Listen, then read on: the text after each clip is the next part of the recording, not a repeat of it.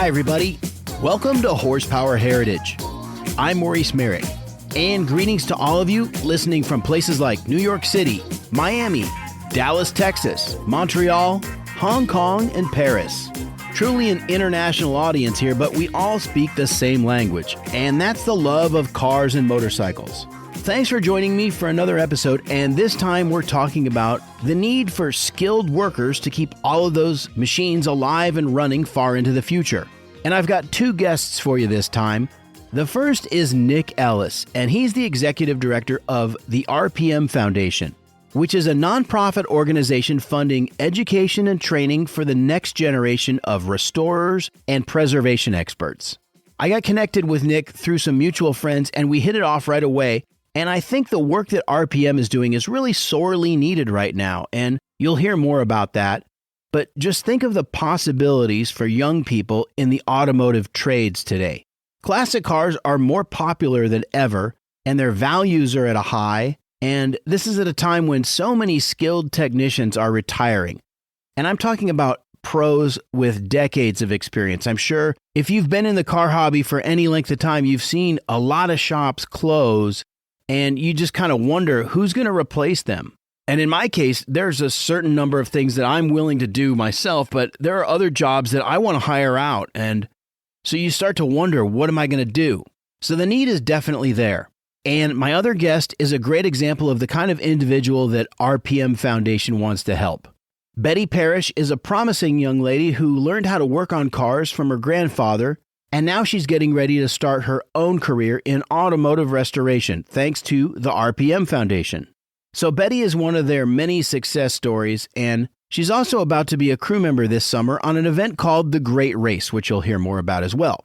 As usual, there are links in the show notes if you want to learn more about the RPM Foundation, maybe get involved. And there's more than just financial support you can give them, by the way, so definitely check that out. Also, don't forget to hit that follow button or the subscribe button, depending on the app you're using, and share Horsepower Heritage with a friend, leave a 5-star review, because all of that really helps out the show. All right, when we come back, we've got some great car talk with Nick Ellis and Betty Parrish, and that's coming up right after this.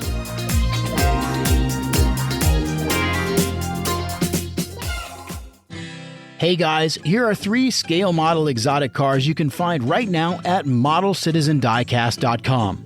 First, it's the 1974 Lamborghini Urraco. Second, a Lamborghini Countach 25th Anniversary Edition. And third, a 1992 Bugatti EB110 Supersport. 3 great exotics to start your model car collection. They're all in pocket-size 1/43rd scale, so they're easy to display just about anywhere, from your desktop to your dashboard. Go to modelcitizendiecast.com and use the promo code HERITAGE to get 10% off your order. Limitations apply. From race cars to street cars and everything in between, it's Model Citizen Diecast. Because your inner child still wants to play with cars.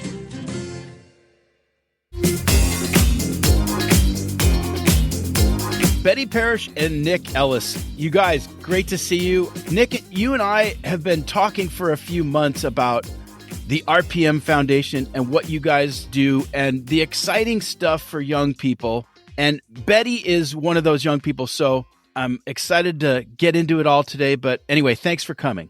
Thanks for having us. Betty, how are you? I'm good. You? Good. So, guys, where should we start? Because, well, you know what? Why don't we start with the RPM Foundation? Nick, tell us about it. Sure. And I mean, if you're listening out there to a podcast called Horsepower Heritage, I probably don't have to get too far into the why of what we do at the RPM Foundation. You either look at vehicles as a means of getting from point A to point B, or you look at vehicles as a part of our culture. You see them as a way to connect with other people, a way to express yourself. And that culture takes a real hit when there's nobody there to actually take care of the vehicles that we consider to be so important. There was a big push in the 70s and 80s to go to 4-year university, to get a degree, and to work a white collar office job. And, that's wonderful. There's definitely merits to that type of a career. But in doing that and pushing for that kind of a career path for everyone, we really pushed the trades to the side. And if you see now, all of the trades are suffering for that. But what's particularly suffering is vehicle restoration and preservation, true vehicle restoration and preservation. This is a craft, and it takes a very, very long time to build up the skills to have a career in that craft. So what we do at the RPM Foundation is we try to encourage the next generation to pursue that career path, to build up their skill set, to be advocates for the vehicles and the people who own them. And that's why we get very excited when somebody like Betty comes into our network. Betty, how old are you? I'm 17. And you live down in Tennessee, right? Yes. And my understanding is that you kind of got interested in cars through your grandfather. My grandfather, my entire family, we've always worked on vehicles, some sort of vehicles. It's just been in the family, really. And so what was it about cars that interested you? Not all vehicles are the same. No 2 years, say like if you have like a 98 to a 50s, they're not the same. And looking back on how they started, that's kind of what interests me, is that I want to be able to understand their minds and be able to recreate what they did. So you've been turning wrenches since you were, early teens, right? Yes, sir. It's not typical for girls to be interested in this stuff. And it makes it kind of special, doesn't it? It does. You rarely see any female mechanics in the shops or so. The only ones you really see is whose parents wanted a boy.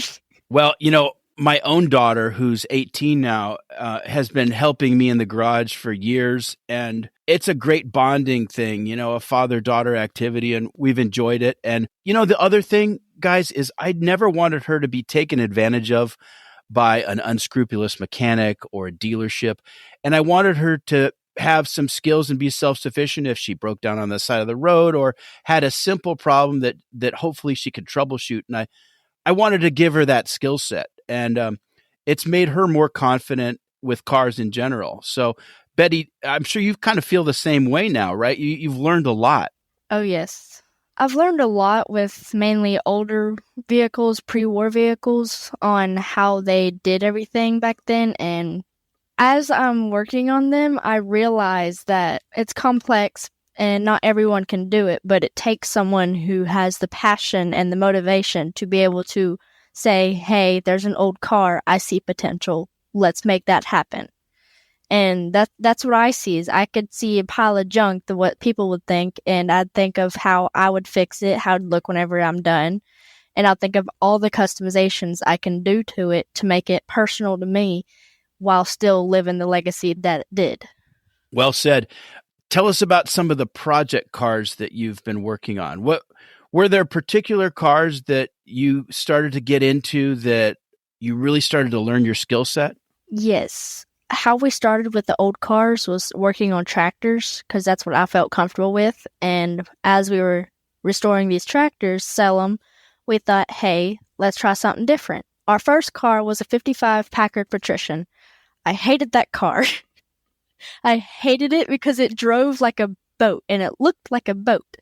And it wasn't my favorite. But as we were getting into the Model T era, the 29s, 30s and all, I realized, like, hey, these have a lot more potential than, say, like your Bel Air or your Gasser. Don't get me wrong, I love Gassers.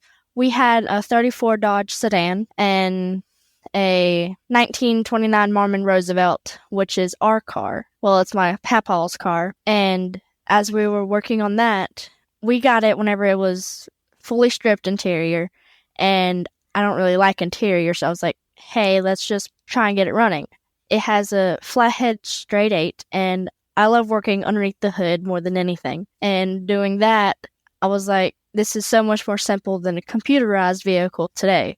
But we work on pretty much anything from a pre-war to 50s, and right now we have a 1928 Marmon L. It's a big car.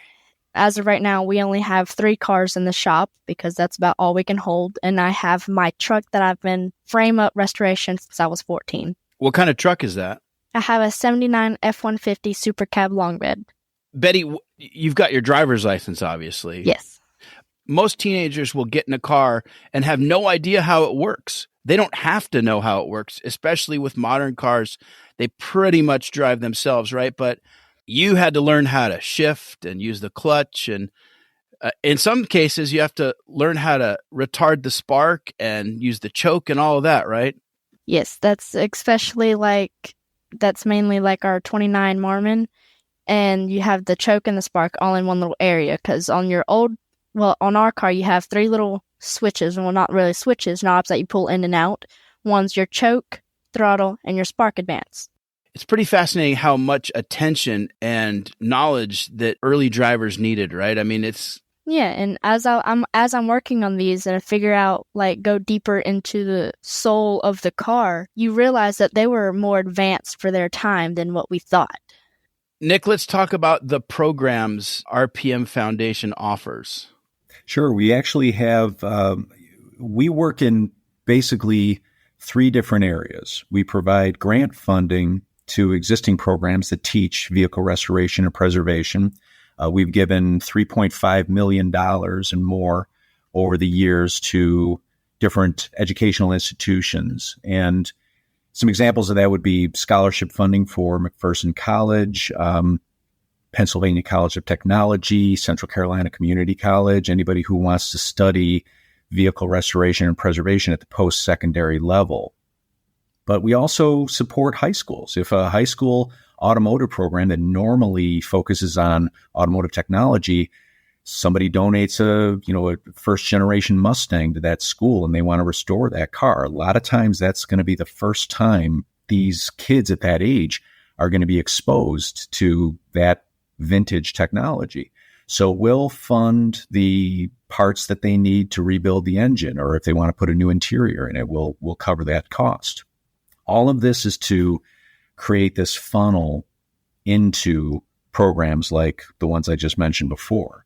We also have outreach programs where we try to identify young people like Betty who have an interest in this sort of thing. So we do tours of vehicle restoration shops where we introduce the students to the owners and the people who work there, give them an idea of what it's like to work in that environment. We'll bring a group of students to a vintage car race and let them meet the team owners and the team mechanics and get a sense of that career and what that's like. Our third kind of prong of what we do is workforce development.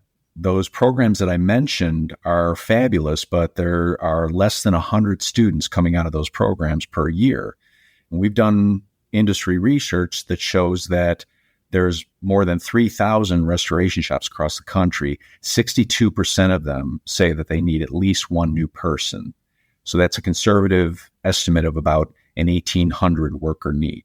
So with 100 students coming out of those programs per year, we need to come up with an apprenticeship program so that those restoration shops can serve as classrooms and the students can go directly from a competent high school automotive technology and collision repair program, or even transition out of another career and go into these shops and learn firsthand from the masters of the craft.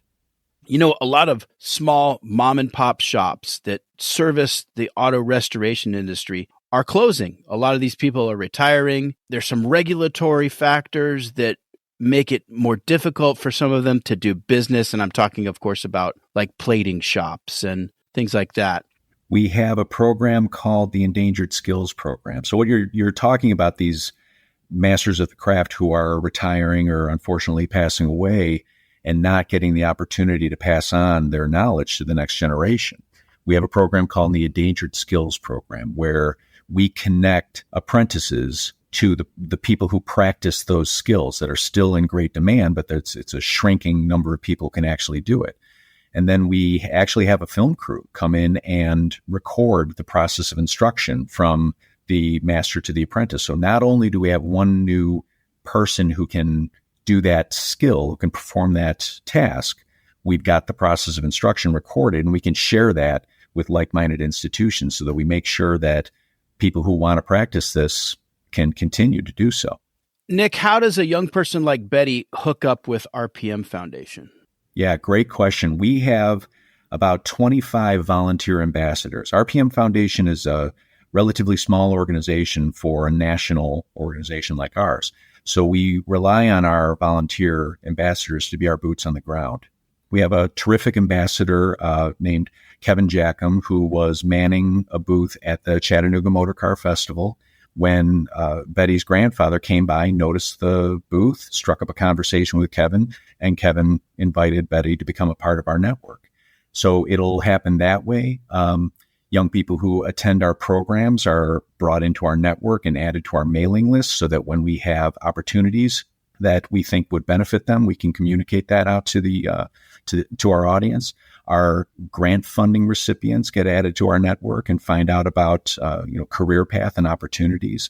And just anybody within the sound of my voice, if you want to go to rpm.foundation on the web, or just email us at info@rpm.foundation. We take a very personal approach. We spend a lot of time with the young people in our network to find out what their career aspirations are, what their skill set is, and how the RPM Foundation can help them through their education and into a career. Nick, have you had conversations with shops about what they're looking for in an apprentice, in an employee? What are they looking for long term in a person? You just touched on probably the most important component of what we're trying to find. And, this is both anecdotal and we've done industry research around this. When you talk to restoration shop owners one-on-one, they'll tell you the same thing that our research turned up. And that is that this is just as much an artistic career as it is a technical career. You have to have an artistic mindset as well as technical aptitude.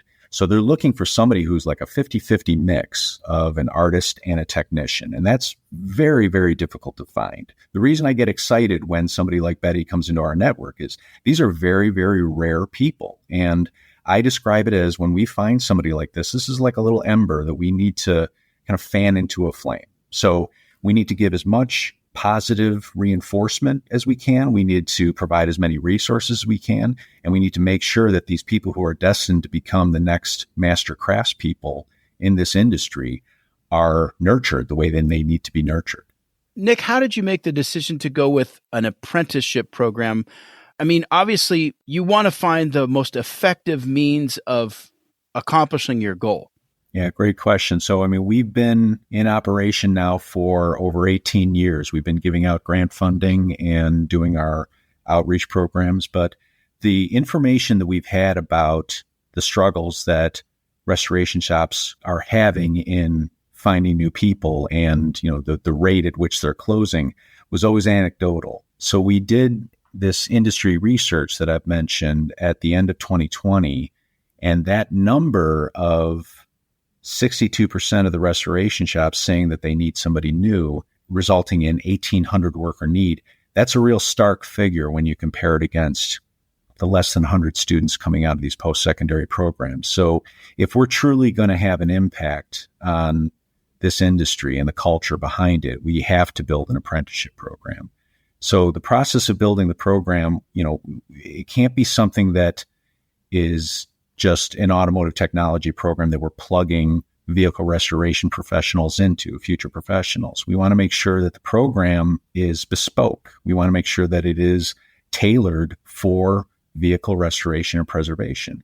And just to listen to what Betty has been saying today, she's working on cars from the 1920s all the way up to the 1970s, her own personal truck. If you look at somebody who goes into automotive technology or collision repair, typically they're going through an automotive technology program, and then they have an area of specialty where they'll specialize in one mark. So you'll come out of that program Ford certified on, I'm guessing at this, but probably 10 to 15 years worth of Fords. If you're going to do automotive restoration, vehicle restoration and preservation, a car from any decade, from the late 1800s up to the 1990s now, over 100 years worth of vehicles might come through your door.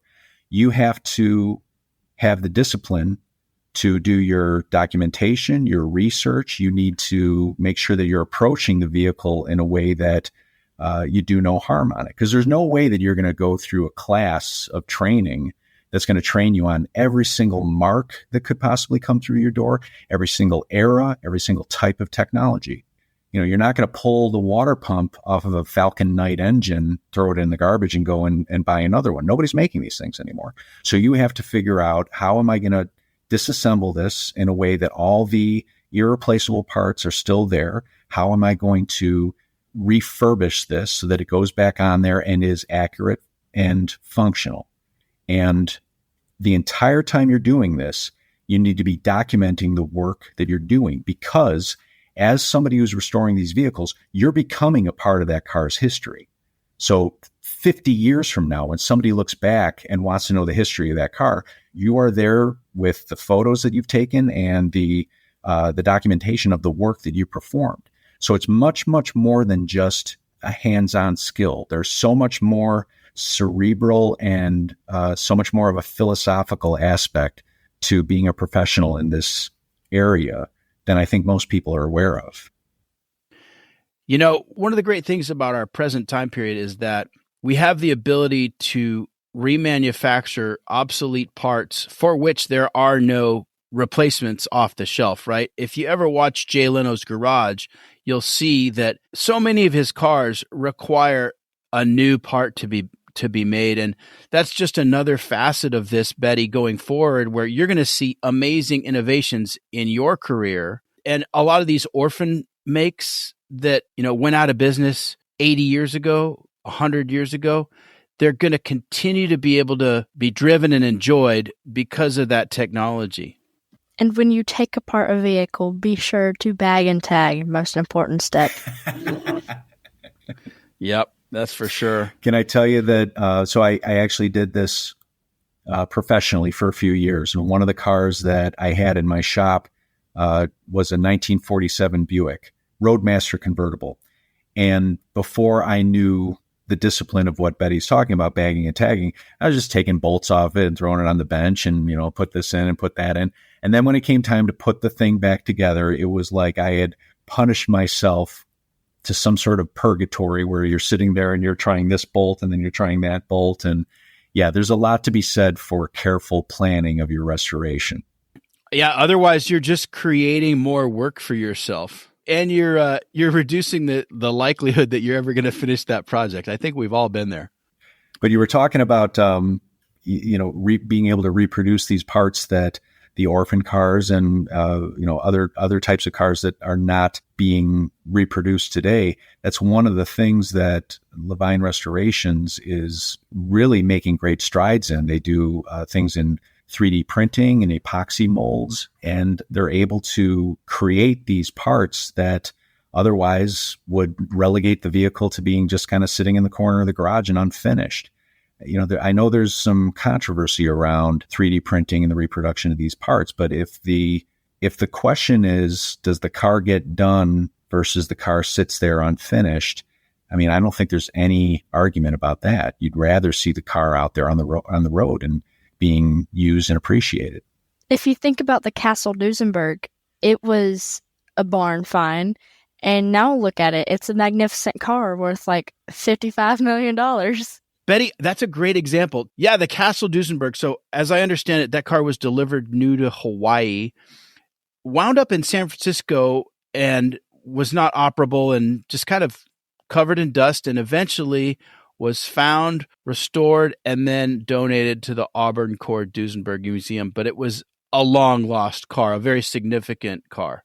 And was it with the same family the whole time before? If I remember correctly, wasn't it with the same family? I think it was, I believe, because the history on that car is what makes it so expensive and so unique to the Duesenberg car culture. I actually got to sit in that car. Oh, really? Yeah, I took a tour of Auburn Cord Duesenberg, and it was getting ready for them to bring it out, I think, for a parade. And they said, well, go ahead and take a sit. And I've never been so nervous to sit down in my life. I just figured I was going to like rip and tear something. But they were real generous with letting you get up close to it. And the building itself is significant. Wasn't the building, was it a Cord dealership back in the day? I believe so. And they still have some of the shop in the back with the bay doors and everything where they still do restoration projects. That's right, and they've got the original floor and some of the original fixtures. I love grand old buildings. Staircase. Yeah, yeah. So I mean, the building itself is a work of art. So it's great to go there and experience what people would see when they walked into the showroom back in the 20s and 30s. Betty, I'm sure you've figured out that networking and meeting people is really going to hold you in good stead wherever your career happens to take you. But let's talk a little bit about kind of how your life has changed since you got connected with RPM Foundation. Since I've been connected with RPM, I've been offered several different spots, and I was thinking about going to McPherson, but Nick Ellis brought up to me that I have kind of like an internship, but it's like for 2 days, and to see how a restoration shop works. And this restoration shop was Levine Restoration, one of the world-class shops. And as I was working there, I was offered a paid internship for next summer. I can't do it this summer because Nick Ellis has offered me a spot as a navigator on the Great Race. And after next summer, after I graduate, they offered me a full-time job with them. So that sounds like a little bit of a try before you buy situation, which is great. They do phenomenal work. Pretty much his whole team is like a family, and I like that about the restoration shops. Well, this one in particular is they treat everyone like family that they work with. And while I was there, Travis gave me a full tour, showed me how to do a little bit more metal work because I do metal fabricating, and I got to work on some cars that we are taking to Pebble Beach this summer because I'm going to Pebble Beach with Travis and his team. I will see you there, Betty. It's going to be fantastic. You're going to be blown away. Once you go, Betty, that's it. You're ruined. You're going to have to go every year. Try to anyway. Can you share with us the Pebble Beach cars that they're preparing? I cannot. Top secret, huh? Yes. All right. I understand. No, that's. I got to tell you, Betty has been really good about that. I've asked her questions like just in phone calls, and she's like, I'm sorry, that's classified information. I can't share it with you. That's awesome. Not long ago, I had the Ring brothers on the show. They were telling me about the work ethic that they look for and how tight-knit the team needs to be. And, it's so important to find the right people. And when you show an interest and an attention to detail and you just show up and work hard, it just means the world. Even if your skills aren't right where they need to be, an employer will take an interest in you and cultivate that.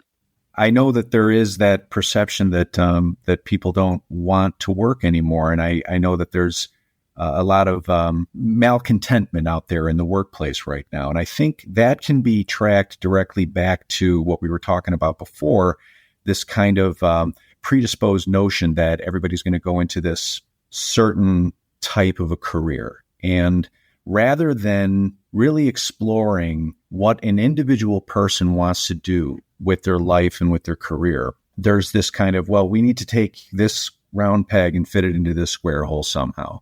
That's the formula for being discontented in what you're doing and to feel like you don't want to work. I'm a huge advocate of doing what makes you happy. Before I came to the RPM Foundation, I was working for a small software company, and I was making more money than I'd ever made in my life. And I was completely miserable. I hated the work, and I didn't feel challenged. I didn't feel fulfilled. When I came to RPM Foundation, I had to take it's working for a nonprofit. I had to take a pretty significant pay cut to come and do this job, but it's the absolute best job I've ever had. And I'm extremely happy doing it. So when you talk to these young people who are trying to figure out what they want to do in their lives, I think we really have to listen to them and not try to guide them into a career path that we think is right for them. We want to make sure that we're putting them in the career path that they think is right for them and asking them the questions we need to be asking. Betty, you mentioned that you really enjoy working under the hood, but how about stuff like you talked about metal fabrication, panel beating? I'm sure you've learned how to weld. What are some of your favorite skills that you've picked up? I absolutely love welding. I've been able to weld since I was, 10, and I'm not very good at it with some things, but I'm getting there. I love woodworking and pretty much like designing stuff. Say like if you want like a resto mod or a hot rod, like a clean classic hot rod, I love designing that and thinking of how it looks in my head. I like creating, and kind of like experimenting with stuff. I was just going to say, there's one dimension of this, which is, can you take this apart and put it back together correctly? A lot of people can do that. The creative side of it is another dimension. And Nick touched on that earlier, the artistry that's required, especially in the restoration business. We're not just fixing cars. We're recreating something that was lost. I like taking things apart, and I don't like putting them back together. Because in the end, you'll have a few extra bolts and you don't know where they go. Exactly, yeah. So let's talk about the Great Race. Sure, yeah. So the Great Race, the name itself is a little bit of a misnomer. It's not a race. It's a time, speed, distance rally. You're rarely going faster than 45 miles per hour. What you're doing is you're following a set of instructions that if you and the navigator are working correctly together and you're following those instructions correctly, you are hitting certain checkpoints throughout your route at exactly the second that you're supposed to. So this is 10 days of 300-mile days that you're driving in the car. Your navigator is reading the directions and reading those off to the driver, telling you exactly what speed you're supposed to be at.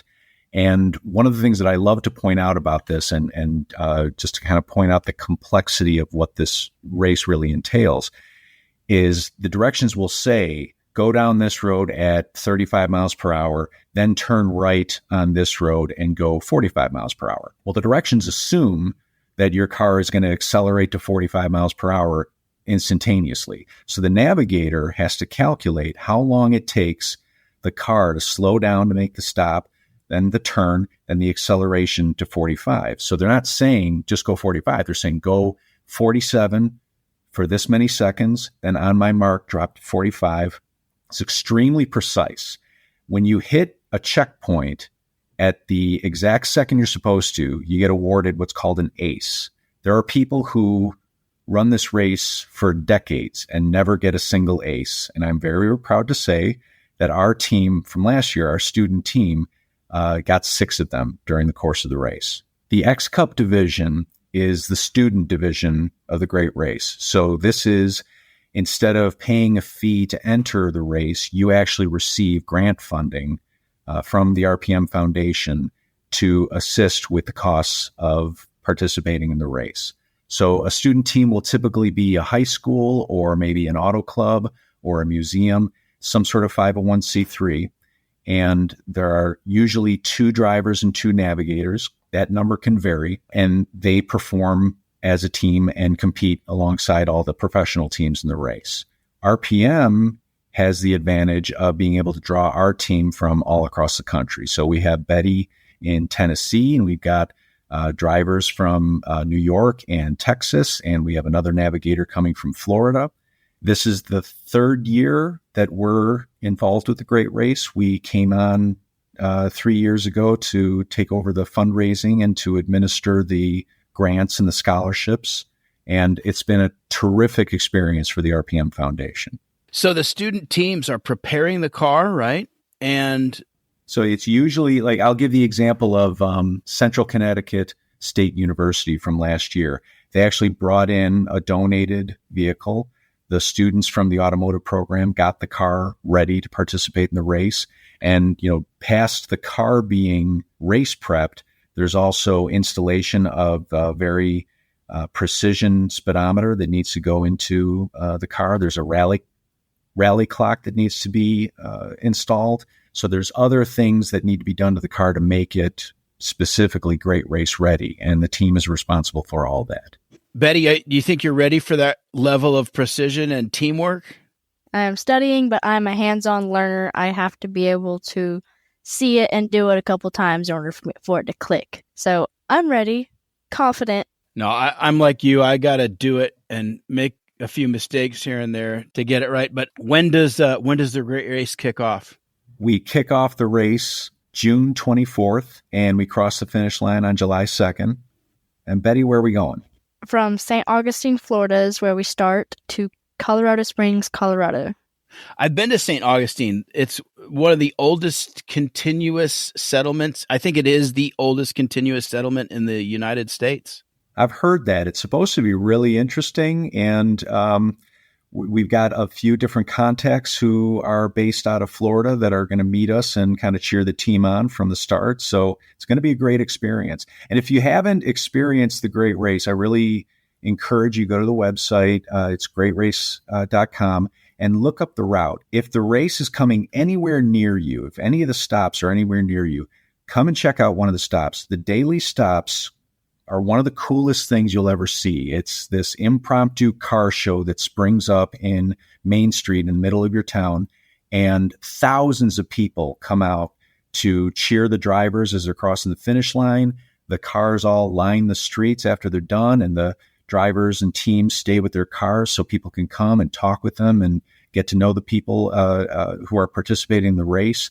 It's a positive, wonderful atmosphere. I would recommend anybody who's within the vicinity come out and check it out. You guys, it's been a treat. Betty, I wish you all the best. The sky's the limit for you, and you're going to have a great time on the Great Race. I greatly appreciate it. Thank you. And I look forward to the Great Race and all to come. And Nick, my friend, you're doing the Lord's work. We got to pass this stuff on. Listen, most car guys don't really want to work on their own cars, if they're honest. So we need people like Betty that we can take them to. Very much so. And if I could make an appeal of anybody who's listening, if you're listening to this and what we're saying resonates with you, I mentioned, the need to nurture young people like Betty, young people who've got a car that they're excited about. Maybe it won't be your cup of tea, but get excited about it with them and encourage them as much as you can, and try to bring them into the car culture. And let's not make it an exclusive thing. Let's make it an inclusive thing and try to get as many young people into this interest in the industry as we can. Excellent. Hey, before we go, let's remind people about some websites they need to visit. Just visit us at rpm.foundation. If you want to find out more about the Great Race, that's greatrace.com. And if you want to reach out to us directly, you can always send us an email at info@rpm.foundation. Betty Parrish and Nick Ellis, thanks for coming on, guys. Thanks for having us. Thank you. That's all for this episode of Horsepower Heritage. If you like what you've heard, go to buymeacoffee.com/HP Heritage, and you can give as little as $2. You can make that a one-time contribution or even a monthly contribution if you like. And that's a great way to support the show. Also, tell your friends, write a review. All of these things help me reach more gearheads like you. I'll see you back here on Wednesday, June 28th, with more of the people and stories behind the machines.